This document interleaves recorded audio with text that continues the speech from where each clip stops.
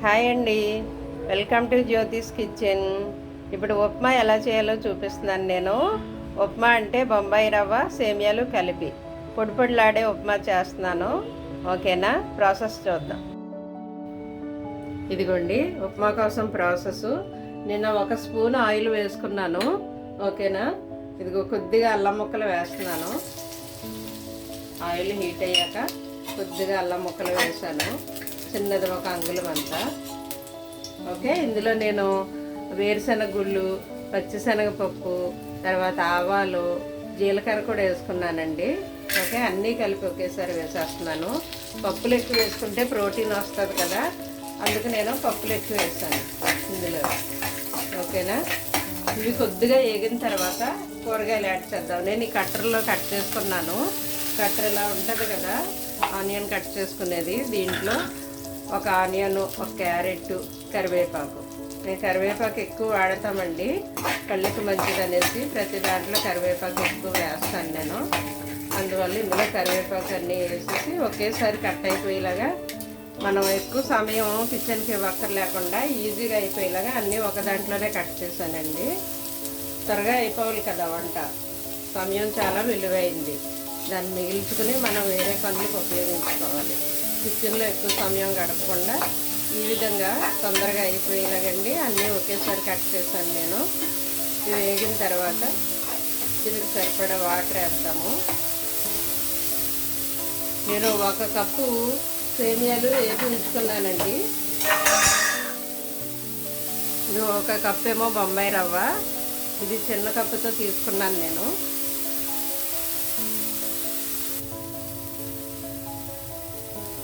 ఇదిగోండి కూరగాయ ముక్కలు వేగిపోయాయి. సరేనా? ఇప్పుడు వాటర్ యాడ్ చేద్దాము. ఇదిగోండి 1 కప్పు నేను బొంబాయి రవ్వ తీసుకుని వేయించి పెట్టుకున్నాను, వేపుకున్నాను.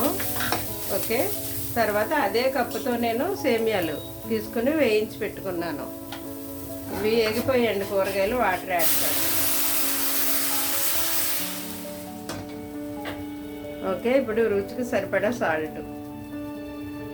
ఇదిగో కొద్దిగా సాల్ట్ వేసాను.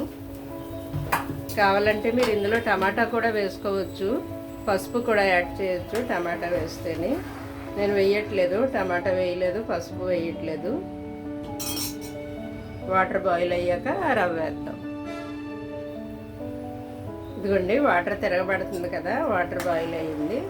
ఇప్పుడు ముందుగా సేమియాలు వేద్దామండి. సేమియాలు కొంచెం ఉడికిన తర్వాత అప్పుడు మనము రవ్వ యాడ్ చేద్దాం. రవ్వ త్వరగా ఉడికిపోతుంది కదా, చిన్నగా ఉంటుంది కాబట్టి. కొంచెం సేమియాలు ఉడికిన తర్వాత రవ్వ యాడ్ చేద్దామండి.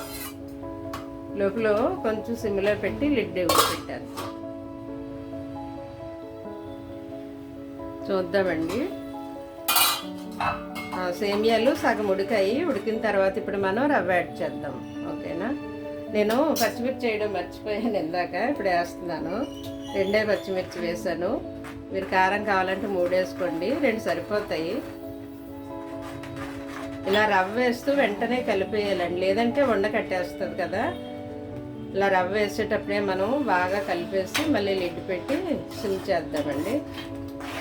లిడ్ పెట్టేస్తే అంతా ఒక దగ్గరికి ఉడికిపోతుంది.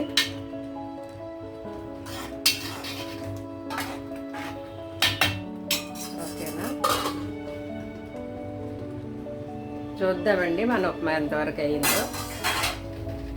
ఓకేనా? రవ్వను ఇది నూకను వేపితేనండి సేమియాలు రవ్వ వేపితే ఇలా పొడి పొడిగా వస్తుంది ఉప్మా.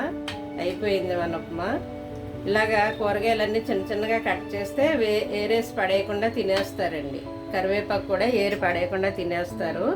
ఇప్పుడు నా దగ్గర జీడిపప్పు లేదు, మరి ఏది లేదని మన వంట ఆగిపోకూడదు, ముందుకు సాగిపోవాలి కదా. అందుకు నేను వేరుశనగ గుళ్ళే వేపేసి ఉంచుకున్నాను, పైన వేస్తున్నాను. కొద్దిగా కొత్తిమీరతో మనం గార్నిష్ చేసుకుంటే దీన్ని డిష్ అవుట్ చేసుకోవడమే. ఓకేనా? ఎంతో టేస్టీ ఉప్మా రెడీ అయిపోయింది, ఈజీ ప్రాసెస్లో.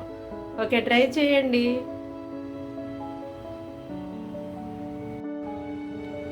ఇదిగోండి అయిపోయింది మన ఉప్మా.